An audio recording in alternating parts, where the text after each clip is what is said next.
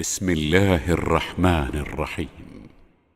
واستمع يوم ينادي المناد من مكان قريب يوم يسمعون الصيحة بالحق ذلك يوم الخروج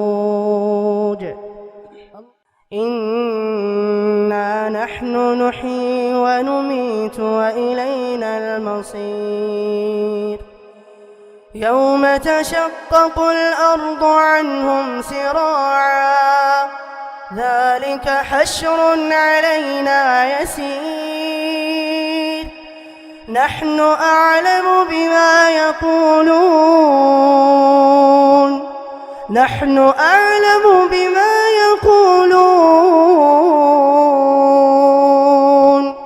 وما أنت عليهم بجبار فذكر بالقرآن من يخاف وعيد. അസ്സലാമു അലൈക്കും വറഹ്മത്തുള്ളാഹി വബറകാതുഹു. ഖുർആൻ പദം 1824 ദിവസത്തിലേക്ക് എല്ലാവരെയും ഹാർദമായി സ്വാഗതം ചെയ്യുന്നു.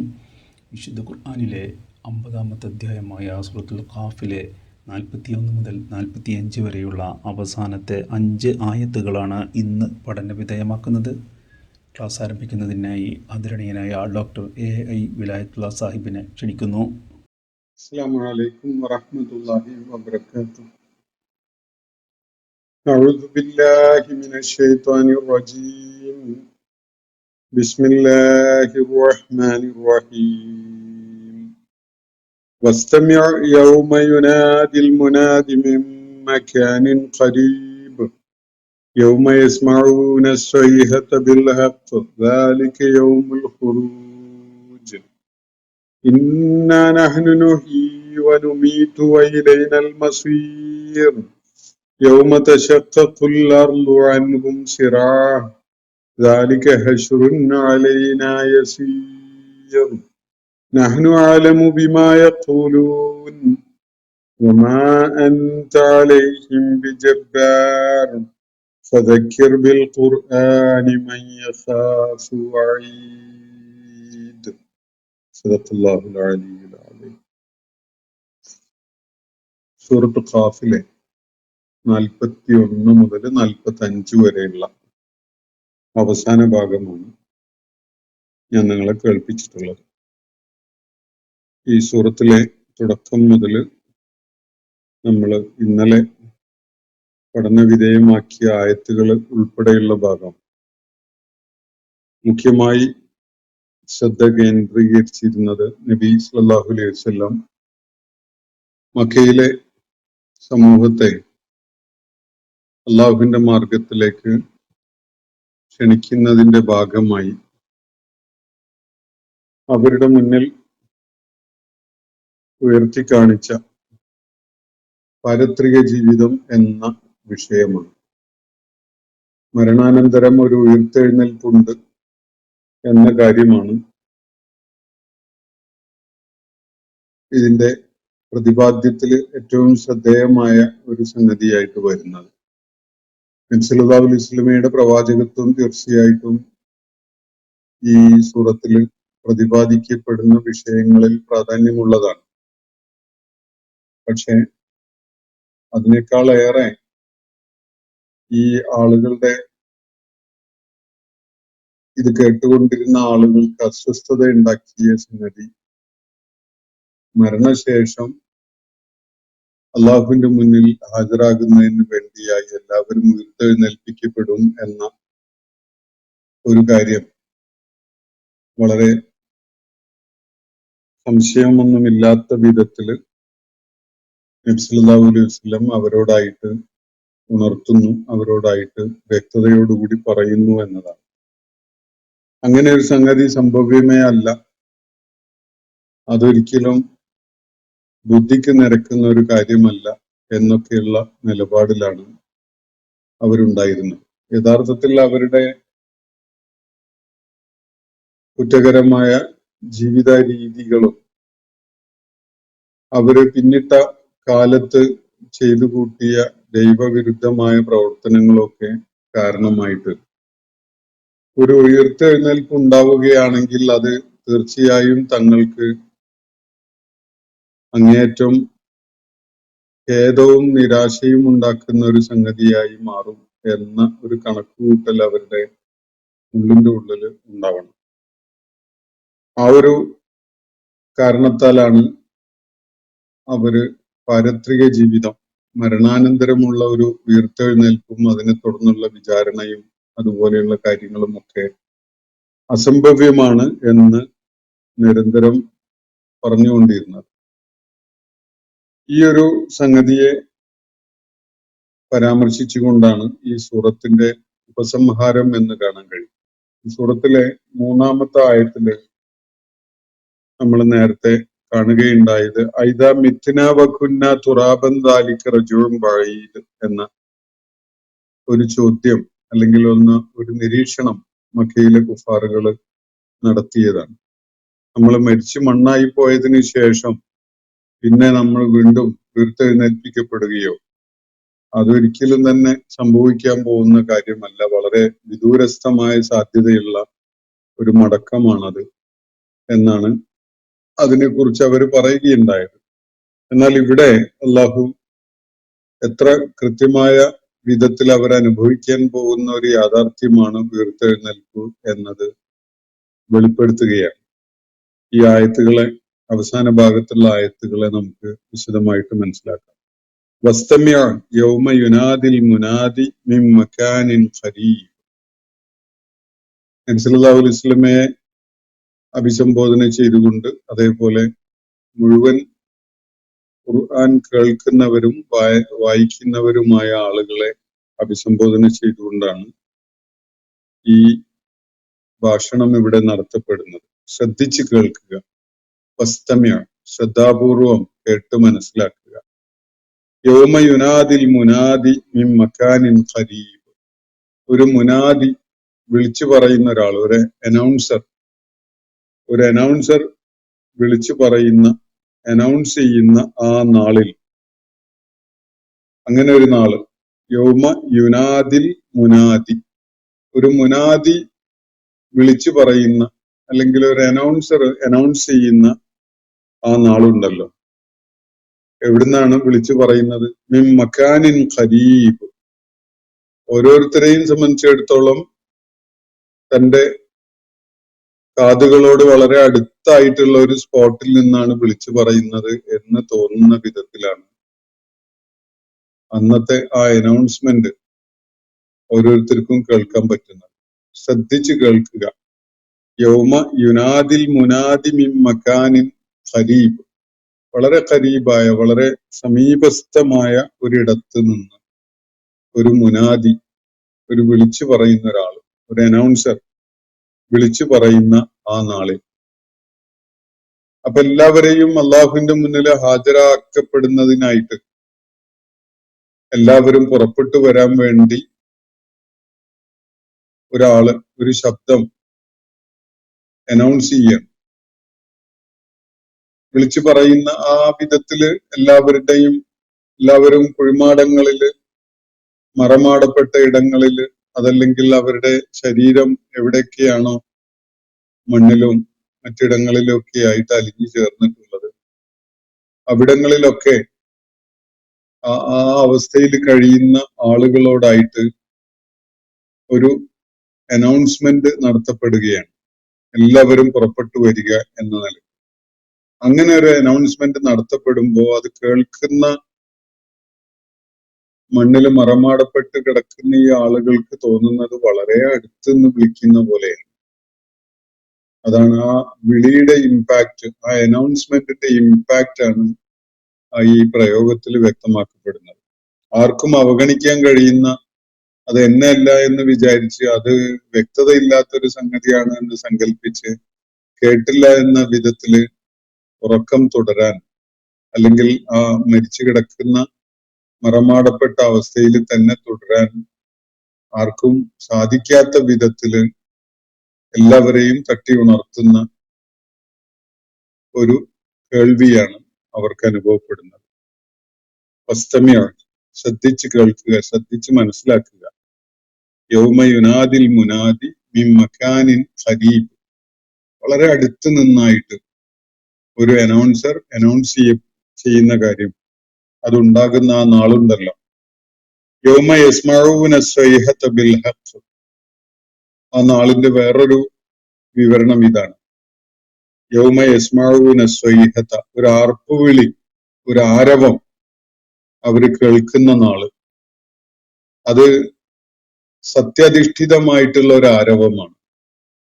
എന്ന് പറഞ്ഞാൽ അവര് സത്യം, യാഥാർത്ഥ്യം ഏവർക്കും ബോധ്യപ്പെടുത്തുന്ന വിധത്തിലുള്ള ഒരു ആരവമാണ്, ഒരു ആർപ്പുവിളിയാണ്, അല്ലെങ്കിൽ ഒരു ആരവമാണ് അവർക്ക് കേൾക്കാനാവുന്നത്. അങ്ങനെ ഒരു ആരവം ഉയരുന്ന, ആരവം കേൾക്കാൻ കഴിയുന്ന ആ നാള് യൗമ യസ്മഊന സ്വൈഹത. രണ്ടു നിലക്ക് ബിൽ ഹഖ് എന്നതിനെ മനസ്സിലാക്കാം നമുക്ക്. ആ സ്വൈഹത്ത് കേൾക്കുന്നത് തികഞ്ഞ ഒരു യാഥാർത്ഥ്യമാണ്. കൃത്യമായിട്ട് അവർക്ക് അതിൽ യാതൊരു വിധത്തിലുള്ള ആശയക്കുഴപ്പവും ഇല്ലാത്ത വിധത്തിൽ അതൊരു ഒരു വ്യക്തതയോടുകൂടി അവർക്ക് കേൾക്കാൻ കഴിയുന്ന ഒരു ശബ്ദമാണ്, ഒരു ആരവമാണ്. മറ്റൊന്ന്, അവർ ഇത്രയും കാലം നിഷേധിച്ചിരുന്ന, മരണം വരെയും അവര് ഉൾക്കൊള്ളാൻ കൂട്ടാക്കാതിരുന്ന ആ മഹ്ശർ എന്ന യാഥാർത്ഥ്യം അവരെ ബോധ്യപ്പെടുത്തുന്ന വിധത്തിലുള്ള ഒരു ആരവമാണ് അവർക്ക് കേൾക്കാനാവുന്നത്. ആ നിലക്കും അതിനെ മനസ്സിലാക്കാം. അവർ ഏതൊരു യാഥാർത്ഥ്യത്തെയാണോ ഉൾക്കൊള്ളാൻ കൂട്ടാക്കാതിരുന്നത്, ആ യാഥാർത്ഥ്യത്തെ ബോധ്യപ്പെടുത്തുന്ന വിധത്തിലുള്ള ഒരു ആരവമാണ്.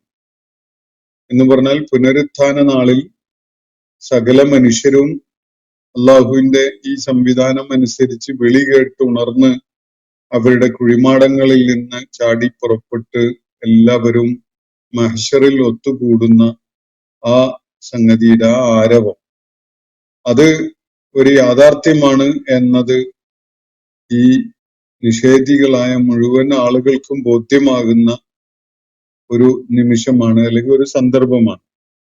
ആ ഒരു സന്ദർഭം ഒന്ന് ഓർത്തു നോക്കുക. യൗമ യുനാദിൽ മുനാദി മിൻ മകാനിൻ ഖരീബ്, വളരെ സമീപസ്ഥമായ ഒരിടത്ത് നിന്ന് ഒരു അനൗൺസർ നടത്തുന്ന അനൗൺസ്മെന്റ്, അത് കേട്ടുണരുന്ന ആ നാള്. അതുപോലെ യാഥാർത്ഥ്യമാണെന്ന് ബോധ്യപ്പെടുത്തുന്ന വിധത്തിലുള്ള ആ മനുഷ്യകുലം ഒന്നാകെ ഒത്തുചേരുന്നതിന്റെ ആരവം, അത് കേൾക്കാൻ കഴിയുന്ന ആ നാള്, അല്ലെങ്കിൽ ആ സന്ദർഭം. ദാലിക യൗമുൽ ഖുറൂജ്, അതാണ് പുറപ്പെട്ടു വരലിന്റെ നാള്. എല്ലാവരും അവരുടെ കുഴിമാടങ്ങളിൽ നിന്ന്, അതല്ലെങ്കിൽ അവരുടെ ശരീരം എവിടെയൊക്കെയാണോ അലിഞ്ഞു ചേർന്നിട്ടുണ്ടായിരുന്നത് അല്ലെങ്കിൽ കിടക്കുന്നത്, അവിടങ്ങളിൽ നിന്ന് ജീവൻ നൽകപ്പെട്ട വിധത്തില് അവര് ചാടിപ്പുറപ്പെട്ടു വരുന്ന ഒരു നാളാണത്. അത് ഖുറൂജിന്റെ നാളാണ്. ദാലിക യൗമുൽ ഖുറൂജ്, പുറത്തു വരുന്ന നാള്. അപ്പോ ഇതുവരെ അകത്തെവിടെയോ ആയിരുന്നു, മണ്ണിനടിയിലും പാറക്കെട്ടുകൾക്കിടയിലും അതുപോലെ വേറെ പലയിടങ്ങളിലും ഒക്കെ ആയിട്ട്, കുഴിമാടങ്ങളിലും മഖാബറുകളിലും ഒക്കെ ആയിട്ട് കിടന്നിരുന്ന മനുഷ്യര്, അവരുടെ മൃതദേഹങ്ങള്, അവരുടെ ശരീരം മണ്ണിന്റെ ഭാഗമായി അലിഞ്ഞൊക്കെ ചേർന്നിട്ടുണ്ടാവും. അവരൊക്കെയും തന്നെ എവിടെയൊക്കെയാണോ അവരുടെ ശരീരാവശിഷ്ടങ്ങൾ ഉണ്ടായിരുന്നത്, അതൊക്കെയും തന്നെ പുനഃസംഘടിപ്പിക്കപ്പെട്ട് ചാടിപ്പുറപ്പെട്ട് എല്ലാവരും, മുഴുവൻ മനുഷ്യരും സമ്മേളിക്കുന്ന ആ മഹാ മൈതാനത്തേക്ക് ഓടിയെത്തുന്ന, ചാടിപ്പുറപ്പെട്ടെത്തുന്ന നാളാണത്. ദാലിക യൗമുൽ ഖുറൂജ്, ഇത് ഖുറൂജിന്റെ, പുറപ്പെട്ടു വരുന്ന, എല്ലാവരും പുറത്ത് രംഗത്ത് വരുന്ന ആ ഒരു നാളാണ്. ഇന്നാ നഹ്നു നുഹീ, എന്നിട്ട് അള്ളാഹു പറയുകയാണ്, ആ നാള്,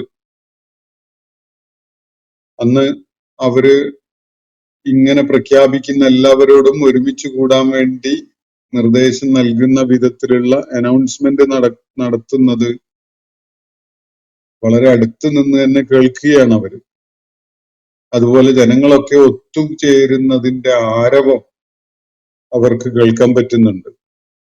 അതാണ് എല്ലാവരും പുറപ്പെട്ടു വരുന്ന അള്ളാഹു നിശ്ചയിച്ച നാള്, ആ സന്ദർഭം. എന്നിട്ട് അള്ളാഹു അതിനെ തുറന്ന് പറയുന്ന ഇന്നാ നഹ്നു നുഹ്യി, ഒരു സംശയവും വേണ്ട, നിശ്ചയമായിട്ട് നാമാണ് ജീവിപ്പിക്കുന്നത്.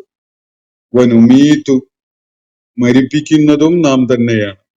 വഇലൈനൽ മസീർ, ഇപ്പോ നിങ്ങൾക്ക് ബോധ്യമായല്ലോ, നമ്മിലേക്ക് തന്നെയാണ് എല്ലാവരുടെയും മടക്കവും. ആ ഘട്ടത്തിൽ നിഷേധിക്കാൻ കഴിയാത്ത വിധത്തിൽ അള്ളാഹു നടത്തുന്ന ഒരു പ്രസ്താവന എന്താണത്?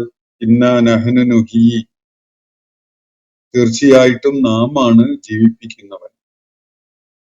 നിങ്ങളെ തുടക്കത്തിൽ തന്നെ ജീവനുള്ള അസ്തിത്വങ്ങളാക്കി മാറ്റിയതും പിന്നീട് മരിപ്പിച്ചതും ഇപ്പൊ വീണ്ടും നിങ്ങളെ പുനരുജ്ജീവിപ്പിച്ചിട്ടുള്ളതും ഇതൊക്കെയും തന്നെ നാം ചെയ്തിട്ടുള്ള കാര്യമാണ്, നമ്മുടെ പ്രവർത്തനമാണ്. ഇന്നാ നഹ്നു നുഹ്യി വനുമീതു, മരിപ്പിച്ചിട്ടുള്ളതും നാം തന്നെയാണ്. അതും പൂർണ്ണമായും നമ്മുടെ നിയന്ത്രണത്തിലുണ്ടായിരുന്ന ഒരു കാര്യമാണ്. വഇലൈനൽ മസീർ, ഇപ്പോ നിങ്ങൾ തിരികെ എത്തിയിരിക്കുകയാണല്ലോ. അപ്പൊ അള്ളാഹു അതിനെ കുറിച്ചാണ് പറയുന്നത്. വഇലൈനൽ മസീർ, നമ്മുടെ അടുക്കലേക്ക് തന്നെയാണ് നിങ്ങളുടെ മടക്കവും. അപ്പൊ ഇവിടെ ജീവിപ്പിച്ചു അല്ലെങ്കിൽ ജീവനുള്ള അസ്തിത്വങ്ങളാക്കി രൂപപ്പെടുത്തി എന്നത്, അതുകൊണ്ട് ഒരാളും തന്നെ സ്രഷ്ടാവായ റബ്ബിൽ നിന്ന് രക്ഷപ്പെടുന്നില്ല, അകന്നു പോകുന്നില്ല, അല്ലെങ്കിൽ അവനെ അവഗണിക്കാൻ പറ്റുന്ന വിധത്തില് ഒരാളും സ്വതന്ത്രരാവുന്നില്ല.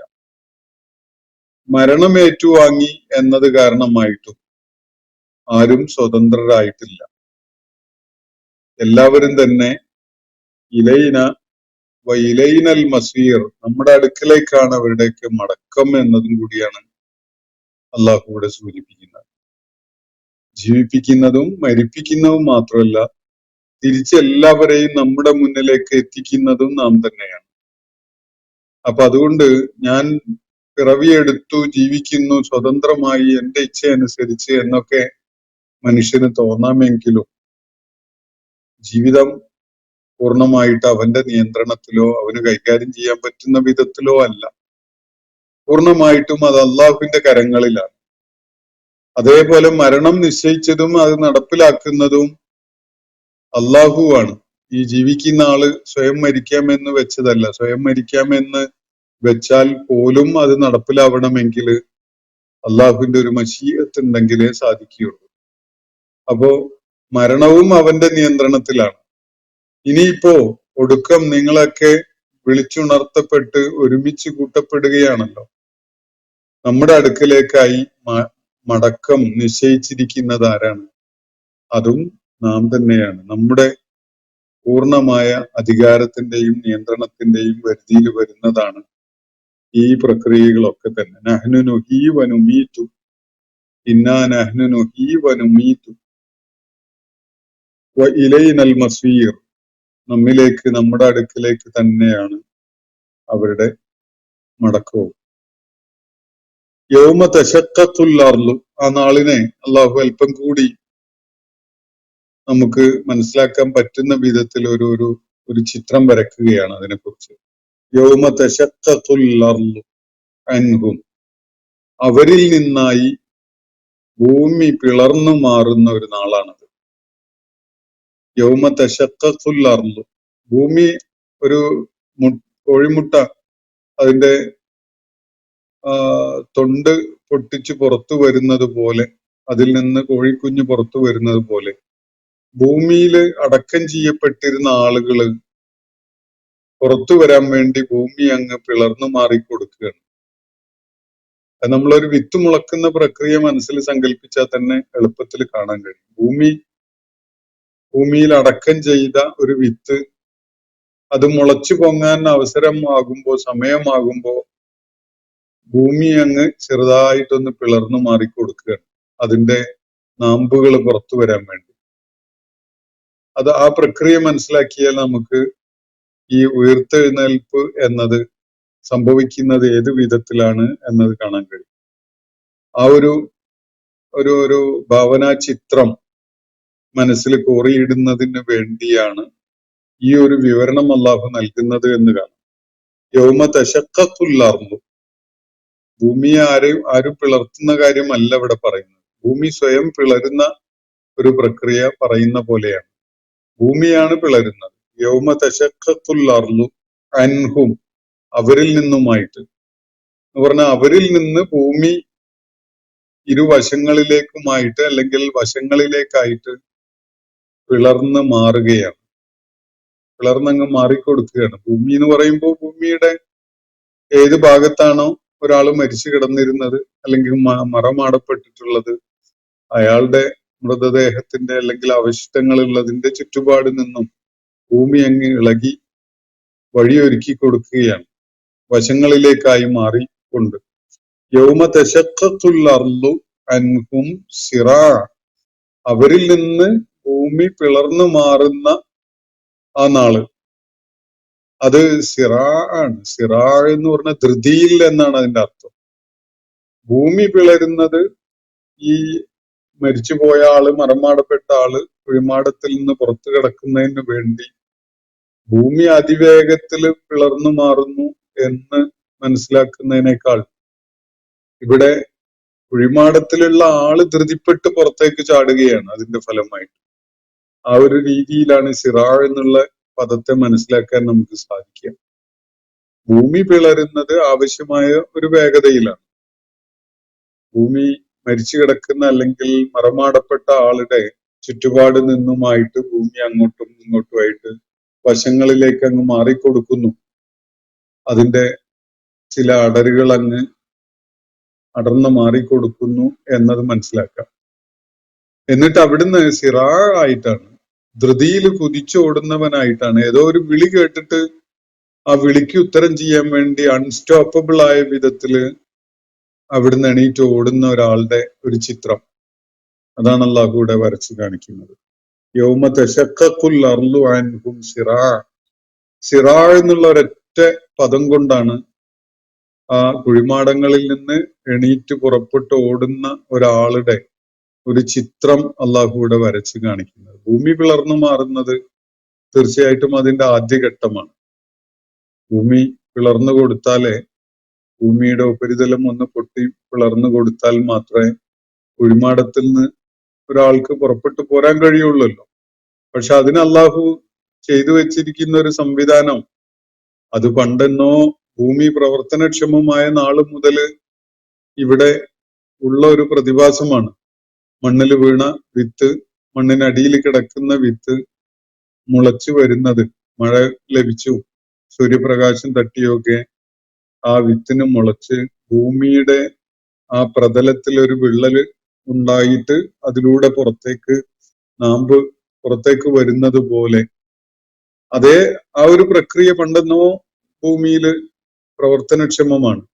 സമാനമായ ഒരു രൂപത്തില് ഈ കുഴിമാടങ്ങളിൽ മറമാടപ്പെട്ട് കിടക്കുന്ന ആളുകളൊക്കെയും തന്നെ ഒരു വിളി കേട്ട് ചാടിപ്പുറപ്പെട്ട് വരികയാണ്. വരാൻ നിൽക്കുമ്പോ തലക്ക് മീതെ നമ്മള് ഖബറിൽ ആളെ വെക്കുമ്പോ കല്ലൊക്കെ വെച്ച് അടച്ച് ഭദ്രമാക്കുകയാണല്ലോ. വന്യമൃഗങ്ങളൊന്നും മാന്തി പുറത്തിടരുത് എന്ന് കരുതിയിട്ട് നമ്മൾ മൃതദേഹങ്ങൾ അത്രയും ഭദ്രമായ വിധത്തിലാണ് മണ്ണിനടിയിൽ വെച്ച് മണ്ണിട്ട് മൂടുന്നത്. അപ്പോ ഒരാള് ഖബറിൽ കിടക്കുന്ന ഒരാള് ഒരു വിളി കേട്ട് ഉണർന്ന് ജീവനുള്ള ഒരാളായിട്ട് ഉണരുമ്പോ പുറത്തു കിടക്കാൻ സാധിക്കാത്തൊരു ചിത്രമൊന്നും ഉണ്ടാവില്ല. ഒരു വിത്ത് മണ്ണിനടിയിലിട്ട് നമ്മൾ മണ്ണിട്ട് മൂടിക്കഴിഞ്ഞതിന് ശേഷം പിന്നീട് അത് സമയമാകുമ്പോ മുള പൊട്ടി പുറത്തേക്ക് അതിന്റെ നാമ്പുകൾ വരുന്നത് എത്ര സ്വാഭാവികമായ രീതിയിലാണോ, അതേ വിധത്തില് ഇവിടെ ഭൂമി അതിന്റെ പ്രതലത്തിലൊരു പിളർപ്പുണ്ടാക്കി കൊടുത്ത് ഈ ആള് പുറത്തേക്ക് ചാടി വരുന്ന ഒരു കാര്യമാണ് അല്ലാഹു ഇവിടെ പറയുന്നത്. യൗമ തശഖഖുൽ അർളു അൻഹും, ആ പുറപ്പെട്ടു വരുന്നതിന്റെ ധൃതിയാണ്, അല്ലെങ്കിൽ ഒരാൾക്കും തന്നെ തടഞ്ഞു നിർത്താൻ പറ്റാത്ത ഒരു വിധത്തിലാണ് അയാള് ചാടിപ്പുറപ്പെട്ടു വരുന്നത്. ആ ധൃതിയാണ് സിറാ എന്നുള്ള പദം കൊണ്ട് സൂചിപ്പിക്കുന്നത്. ഒരുപക്ഷെ നമ്മളാണ് ഈ കാര്യം പറയുന്നതെങ്കിൽ ഒരു 3-4 വാചകങ്ങളെങ്കിലും ഉപയോഗിച്ചുകൊണ്ട് പറയുന്ന ഒരു കാര്യമാണ്. അള്ളാഹു ഒരൊറ്റ വാക്കുകൊണ്ടാണ് അതിവിടെ പറഞ്ഞിരിക്കുന്നത്. യൗമ തശഖഖുൽ അർളു അൻഹും സിറാ.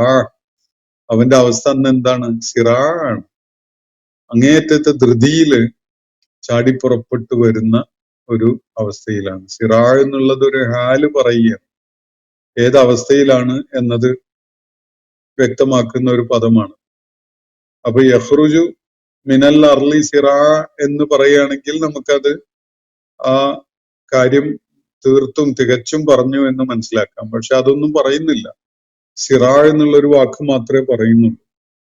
അത് പറഞ്ഞ് ബാക്കി പറയുന്ന പിന്നീട് പറയുന്ന കാര്യങ്ങൾ കൂടി അതിനോട് ചേർത്ത് വെക്കുമ്പോൾ നമുക്ക് കാര്യം മനസ്സിലാവും. ദാലിക ഹശ്റുൻ അലൈന യസീർ. പക്ഷെ ഈ ഒരു ഒത്തുകൂടൽ ഉണ്ടല്ലോ, ഈ ഒരു പുനഃസംഘടിപ്പിക്കൽ നമ്മെ സംബന്ധിച്ചിടത്തോളം വളരെ ലളിതമായ എളുപ്പമായ ഒരു കാര്യമാണ്. ഇവര് ചോദിച്ചല്ലോ, മണ്ണില് അലിഞ്ഞു ചേർന്നതിന് ശേഷം പിന്നെ നമ്മൾ ഉയർത്തെഴുന്നേൽപ്പിക്കപ്പെടുമോ എന്ന്. അതെങ്ങനെ സാധിക്കാനാണ്? ഒരിക്കലും സംഭവിക്കാൻ പോകുന്ന കാര്യമല്ല എന്ന് പറഞ്ഞുകൊണ്ടിരുന്നതാണല്ലോ അവര്. സൂറത്തിന്റെ തുടക്കത്തിൽ 3-ാമത്തെ ആയത്തില് പറഞ്ഞ കാര്യവും അതാണ്. ഐദാ മിത്ന വകുന്ന തുറാബൻ എന്ന് പറഞ്ഞുകൊണ്ട് നമ്മൾ മരിച്ചു പോയി മണ്ണായി മാറിയതിന് ശേഷമോ എന്നൊരു ചോദ്യം. അപ്പൊ അള്ളാഹു അതിനുള്ള മറുപടിയാണ് ഇവിടെ പറയുന്നവനും. ഈ നോക്ക്, ദാലിക ഹശ്റുൻ അലൈന യസീർ. ഭൂമി പിളർന്ന് അതിനകത്ത് നിന്ന് ധൃതിയില് ഈ മരിച്ചു കിടന്ന ആളുകളൊക്കെ ജീവൻ വെച്ച് ഉയർത്തെഴുന്നേൽപ്പിക്കപ്പെട്ട് ചാടിപ്പുറപ്പെടുന്നത്, ആ നാള്, ആ സന്ദർഭം, അത് ദാലിക ഹശ്റുൻ അലൈന യസീർ. അങ്ങനെ എല്ലാവരെയും ഈ നേരത്തെ സൂചിപ്പിച്ച സ്വൈഹത്ത് കേൾക്കാനിടയാവുന്ന ആ ഇടത്തില്, മഹശറില് എല്ലാവരും ഒരുമിച്ച് കൂടുന്ന ആ സംഗതി ഉണ്ടല്ലോ, ദാലിക, ആ സംഭവം, ഹശ്റുൻ അലൈന യസീർ, അതൊരു ഹശ്റാണ്, ഒരു ഒരുമിച്ച് കൂടലാണ്. എങ്ങനെയുള്ളതാണ്? അലൈന യസീർ, നമ്മെ സംബന്ധിച്ചിടത്തോളം വളരെ എളുപ്പമായ ഒരു ഒരുമിച്ച് കൂടൽ. അങ്ങനെ ഒരുമിച്ച് കൂട്ടുക എന്നത് നമ്മെ സംബന്ധിച്ചിടത്തോളം ഒരു പ്രയാസവുമുള്ള കാര്യമല്ല. നേരത്തെ അവര് പറഞ്ഞത് അതൊരിക്കലും ഉണ്ടാവില്ല, വളരെ വിദൂരസ്ഥമായ ഒരു കാര്യം എന്നൊക്കെയാണല്ലോ. എന്നാ കേട്ടോളൂ, ഭൂമിയുടെ പ്രതലത്തിനെ പിളർത്തിക്കൊണ്ട് വിളിക്കുത്തരം ചെയ്ത് എല്ലാവരും ചാടിപ്പുറപ്പെട്ട് ആ ഒത്തുകൂടൽ മൈതാനത്തേക്ക് പാഞ്ഞെത്തുന്നത് നമ്മെ സംബന്ധിച്ചിടത്തോളം പ്രയോഗത്തിൽ കൊണ്ടുവരിക എന്നത് വളരെ എളുപ്പമാണ്, യാതൊരു പ്രയാസവുമില്ല.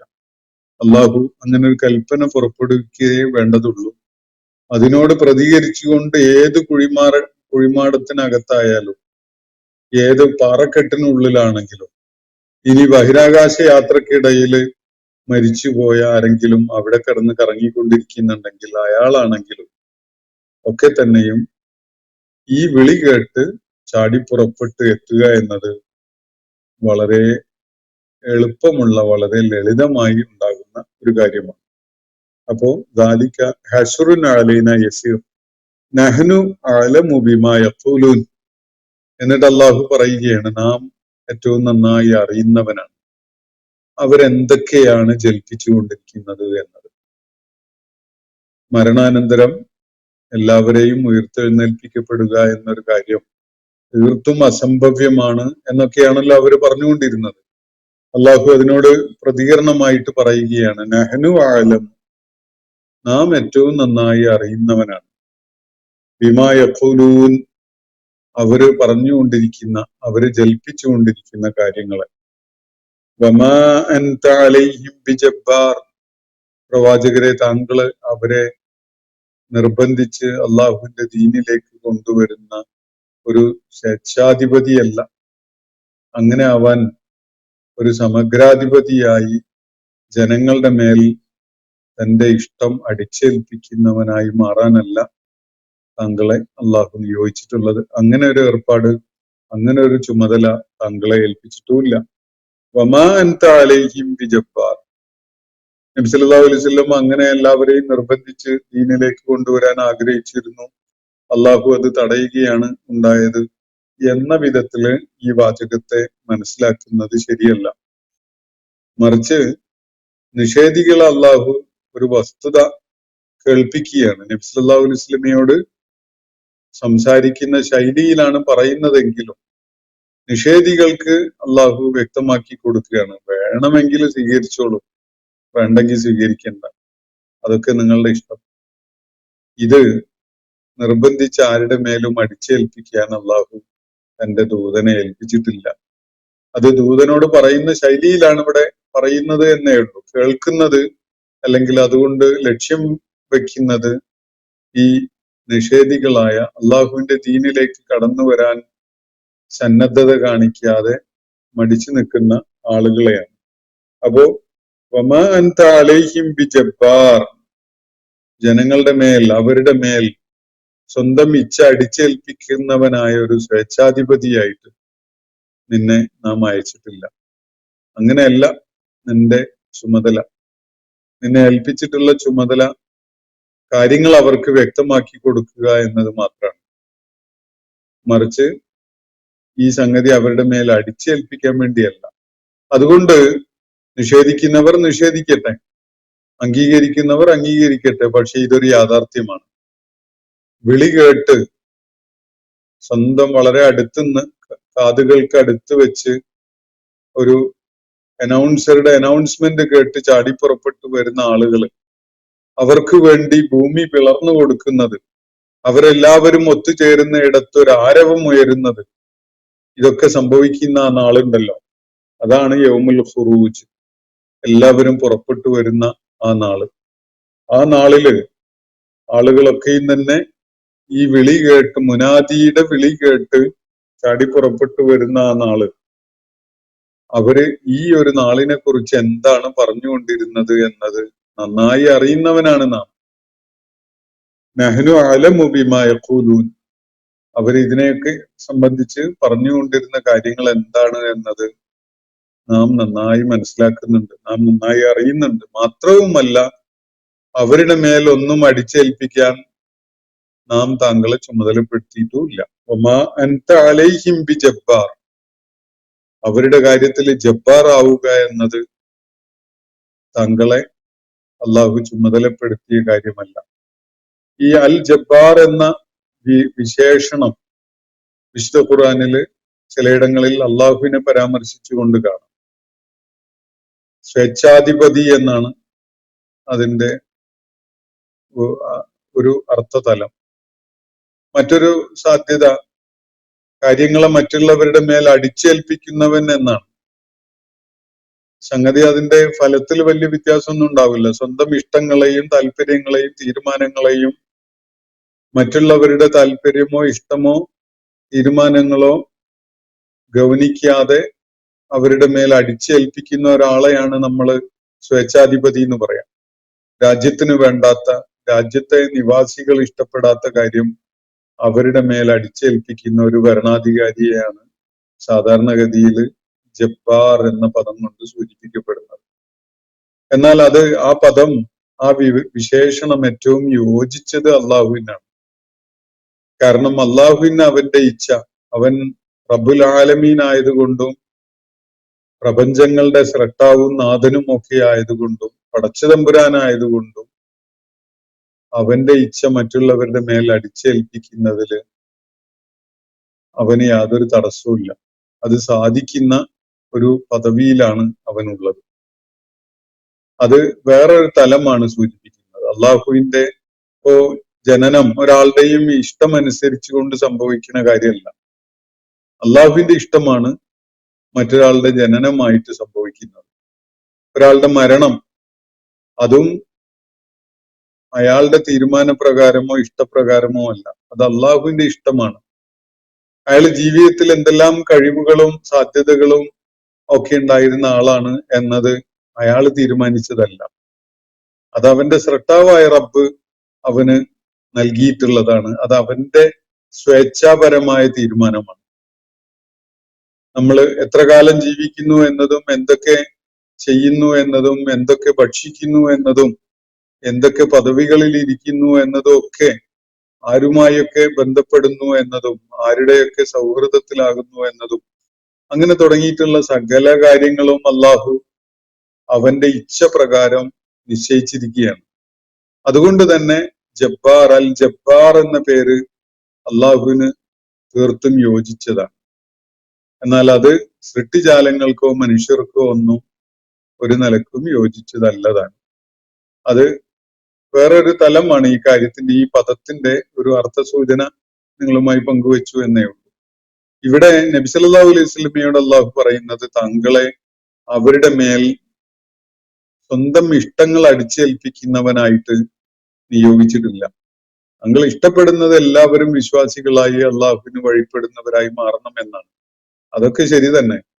പക്ഷെ അത് ആ ഇഷ്ടം മറ്റുള്ളവരുടെ മേൽ അടിച്ചേൽപ്പിക്കാൻ അള്ളാഹു താങ്കളെ ചുമതലപ്പെടുത്തിയിട്ടില്ല. വമാ അൻത അലൈഹിം ബിജബ്ബാർ.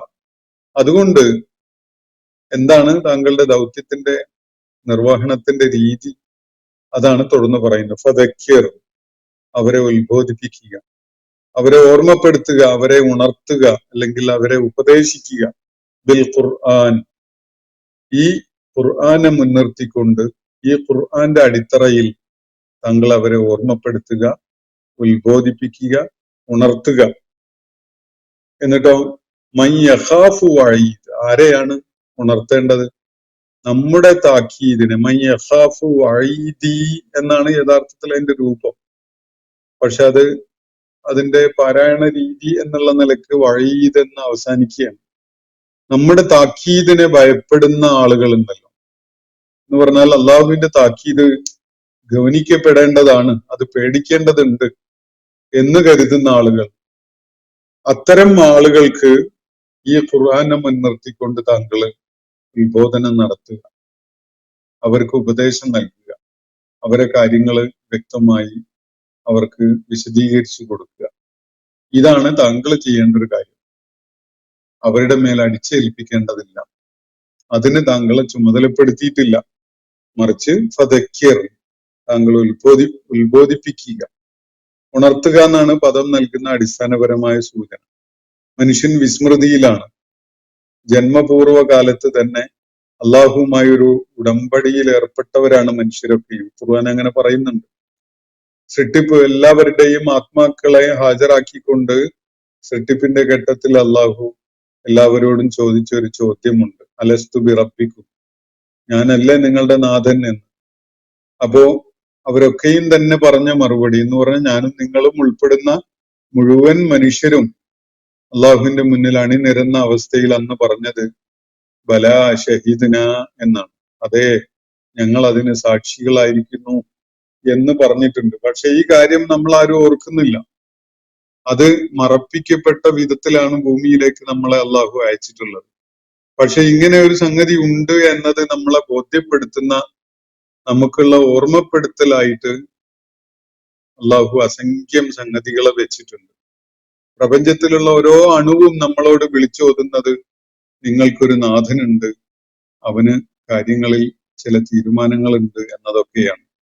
കാരണം ഒരു ആസൂത്രണമില്ലാതെ, ഒരു പദ്ധതി ആവിഷ്കരിക്കപ്പെടാതെ അലക്ഷ്യമായിട്ട് നിലകൊള്ളുന്നതല്ല ഒന്നും തന്നെ. ഈ കാര്യം ഓരോ വസ്തുവിലും കണ്ടെത്താൻ പറ്റുമ്പോ, ഓരോന്നിനും ഓരോ പേർപ്പസ് ഉണ്ട് എന്ന് കണ്ടെത്താൻ പറ്റുമ്പോ ആ പ്രപഞ്ച ആസൂത്രണത്തിന്റെ സമഗ്രത ഉൾക്കൊള്ളാൻ കഴിയുമ്പോ നമുക്ക് ബോധ്യപ്പെടും ഇതിനൊരു റബ്ബുണ്ട്. ഒരു റബ്ബില്ലാതെ ഇങ്ങനെ ഒരു പ്രപഞ്ചം സാധ്യമല്ല എന്ന്.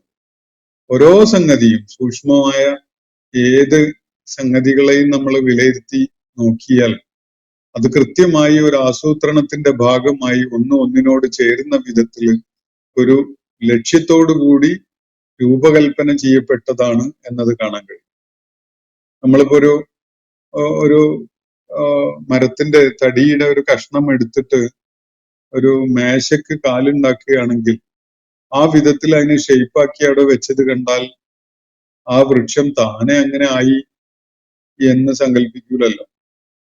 അത് എന്തോ ഒരു ലക്ഷ്യത്തോടു കൂടി ഒരു കാർപ്പന്റർ അയാളുടെ ടൂൾസ് ഒക്കെ ഉപയോഗിച്ച് അങ്ങനെ ചെയ്തു വെച്ചതാണ്. ഒരുപക്ഷെ അയാൾ അടുത്ത ഘട്ടത്തിൽ അത് പൂർത്തിയാക്കിയെന്ന് വരും എന്നാണല്ലോ നമ്മൾ അനുമാനിക്കുക. ഇത് വളരെ ലളിതമായ ഒരു ഉദാഹരണം പറഞ്ഞു എന്നേ ഉള്ളൂ. ഈ വിധത്തില് പ്രപഞ്ചത്തിലെ യാതൊന്നും തന്നെ ഒരു ലക്ഷ്യമില്ലാത്തതായിട്ടില്ല. അതുകൊണ്ടാണ് വിശ്വാസികള് അള്ളാഹുവിന്റെ സൃഷ്ടിജാലങ്ങളിലെ ഓരോ സംഗതിയും നിരീക്ഷിക്കുമ്പോൾ പറഞ്ഞു പോകുന്നത് അല്ലാഹുമ്മ മാ ഖലഖ്ത ഹാദാ ബാത്തില, പടച്ച തമ്പുരാനെ നീ ഇതൊന്നും വെറുതെ ഉണ്ടാക്കിയതല്ലോ എന്ന് പറഞ്ഞു പോവാണ്. ഉദ്ദേശ്യപൂർവമാണ് പ്രപഞ്ചത്തിൽ ഓരോ സംഗതിയും സൃഷ്ടിക്കപ്പെട്ടിട്ടുള്ളത് എന്നത് മനുഷ്യന് ബോധ്യപ്പെടും ഓരോന്നിനെ നിരീക്ഷിക്കുമ്പോഴും. അതാണ് ഓർമ്മപ്പെടുത്തൽ. ആ ഓർമ്മപ്പെടുത്തൽ മനുഷ്യന് കൃത്യമായൊരു ധാരണ നൽകുന്നത് എന്നെയും ഈ പ്രപഞ്ചത്തെയും സൃഷ്ടിച്ച ഒരു റബ്ബുണ്ട് എന്നൊരു കാര്യമാണ്. അത് ഈ പ്രപഞ്ചത്തിൽ ചുറ്റുപാടും നിരീക്ഷിച്ചാൽ തന്നെ നമുക്ക് താനെ ഉണ്ടാകുന്ന ഒരു ബോധ്യമാണ്. മനസ്സിന്റെ സത്യസന്ധത നിലനിർത്തുന്നുണ്ടെങ്കിൽ ഏതൊരാൾക്കും അങ്ങനെ ഒരു ബോധ്യം ഉണ്ടാകും. അങ്ങനെ ഒരു ബോധ്യം ഉണ്ടായ ഒരാളെ സംബന്ധിച്ചിടത്തോളം ഒരു പ്രവാചകന്റെ ഉണർത്തൽ, ആ പ്രവാചകൻ അവന്റെ മുന്നിൽ വരച്ചു കാണിക്കുന്ന ജീവിത ചിത്രം, ജീവിത മാർഗദർശനം, അതൊക്കെ തന്നെ കാണുമ്പോഴേക്ക് പൂർണ്ണ ഹൃദയത്തോടു കൂടി അത് ഏറ്റുവാങ്ങാൻ അയാൾക്ക് സാധിക്കും. ഇതാണ് അള്ളാഹു സംവിധാനിച്ചിട്ടുള്ള രീതി. ഈ പ്രപഞ്ചത്തിലെ മനുഷ്യരുടെ ഭാഗധേയവുമായി ബന്ധപ്പെട്ടുകൊണ്ടുള്ള അള്ളാഹുവിന്റെ ഒരു ആസൂത്രണം അതാണ്. അപ്പോ ഫദക്കിർ ബിൽ ഖുർആനി, ഈ ഖുർആനെ മുൻനിർത്തിക്കൊണ്ട് താങ്കള് ഉണർത്തുക. എല്ലാവരും വിസ്മൃതിയിൽ കഴിയാണല്ലോ, എല്ലാവരും കാര്യങ്ങളെക്കുറിച്ച് ബോധമില്ലാത്തൊരവസ്ഥയിലാണ് കഴിയുന്നത്.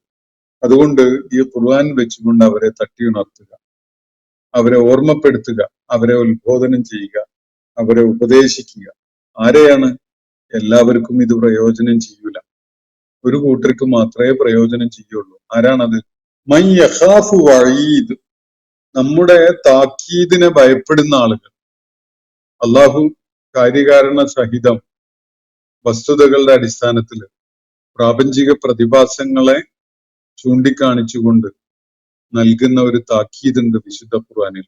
അത് മരണാനന്തരം ഉയർത്തെഴുന്നേൽപ്പിക്കപ്പെടുമെന്ന, അതുപോലെ ഓരോരുത്തരും അവരുടെ പ്രവർത്തനങ്ങൾക്ക് അക്കൗണ്ടബിൾ ആണ് എന്ന താക്കീതാണ്.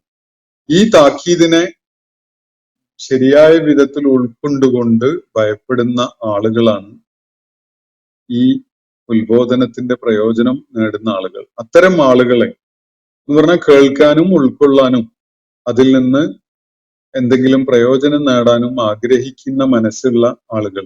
ഇവരെ കുറിച്ചാണ് സൂറത്തുൽ ബഖറയുടെ തുടക്കത്തില് മുത്തഖികൾ എന്ന് പരാമർശിച്ചിട്ടുള്ളത്. ഹുദൻ ലിൽ മുത്തഖീൻ, ആർക്കുള്ള മാർഗദർശനമാണ്? ഈ വിധത്തിൽ കാര്യങ്ങൾ ഉൾക്കൊള്ളാനുള്ള ജാഗ്രതയും സന്നദ്ധതയും ഉള്ള ആളുകൾ, അവരാണ് മുത്തഖികൾ. അവരെ നമ്മൾ ബുദ്ധിപരമായ സത്യസന്ധതയുള്ളവര്, അല്ലെങ്കിൽ അള്ളാഹുവിന്റെ താക്കീതുകളെ ഭയപ്പെടുന്നവര് എന്നൊക്കെയുള്ള വിധത്തിൽ മനസ്സിലാക്കണം മുത്തഖീകൾ. അപ്പൊ അത്തരം ആളുകൾക്ക് പ്രയോജനപ്പെടട്ടെ എന്ന നിലക്ക് ഈ ഖുർആനെ മുൻനിർത്തിക്കൊണ്ട് പ്രവാചകരെ താങ്കൾ അവരെ ഉപദേശിക്കുക, അവരെ ഉണർത്തുക, അവരെ ഉത്ബോധനം ചെയ്യുക. അത്രയും ചെയ്താൽ മതി. ബാക്കിയുള്ളത് അവർക്ക് വിട്ടേക്കുക. അവരുടെ മേലൊന്നും അടിച്ചേൽപ്പിക്കേണ്ടതില്ല. അങ്ങനെ ഒരു താല്പര്യം താങ്കളെ നിയോഗിച്ചയച്ചതിൽ അള്ളാഹുവിന് ഉണ്ടായിട്ടില്ല. ജബ്ബാറായിട്ട് അവരുടെ മേൽ അടിച്ചേൽപ്പിക്കാൻ താങ്കളെ അള്ളാഹു നിശ്ചയിച്ചിട്ടില്ല. അള്ളാഹുവിന്റെ പ്രവാചകൻ അങ്ങനെ ചെയ്തിരുന്നു, അള്ളാഹു അത് ഇങ്ങനെ ഒരു നിർദ്ദേശം നൽകിക്കൊണ്ട് തടഞ്ഞു എന്നല്ല ഈ വിവരണത്തിന്റെ താല്പര്യം. മറിച്ച് ഈ അള്ളാഹുവിന്റെ നിലപാട് എന്താണ് ഇക്കാര്യത്തില് എന്നത് നബി സല്ലല്ലാഹു അലൈഹി വസല്ലമയെ അഭിസംബോധന ചെയ്തുകൊണ്ട് പറയുന്ന രീതിയിൽ ഈ നിഷേധികളെ കൂടി ഒന്ന് അറിയിക്കുകയാണ് അള്ളാഹുവിടെ ഈ ആയത്തുകളിൽ ചെയ്യുന്നത് എന്നത് മനസ്സിലാക്കാൻ പ്രയാസമില്ല. അള്ളാഹു നമ്മെ എല്ലാവരെയും അനുഗ്രഹിക്കുമാറാവട്ടെ. വാഖിർ ദഅവാന അനിൽ ഹംദുലില്ലാഹി റബ്ബിൽ ആലമീൻ. അസ്സലാമു അലൈക്കും വറഹ്മത്തുള്ളാഹി വബറകാതുഹു. ഇന്നത്തെ ഖുർആൻ പദം ഇവിടെ സമാപിക്കുന്നു. ഖുർആൻ പഠനത്തിൽ പങ്കെടുത്ത എല്ലാവർക്കും അല്ലാഹു അർഹമായ പ്രതിഫലം നൽകി അനുഗ്രഹിക്കട്ടെ. വആഖിർ ദഅവാന അനിൽ ഹംദുലില്ലാഹി റബ്ബിൽ ആലമീൻ. അസ്സലാമു അലൈക്കും വറഹ്മത്തുള്ളാഹി വബറകാതുഹു.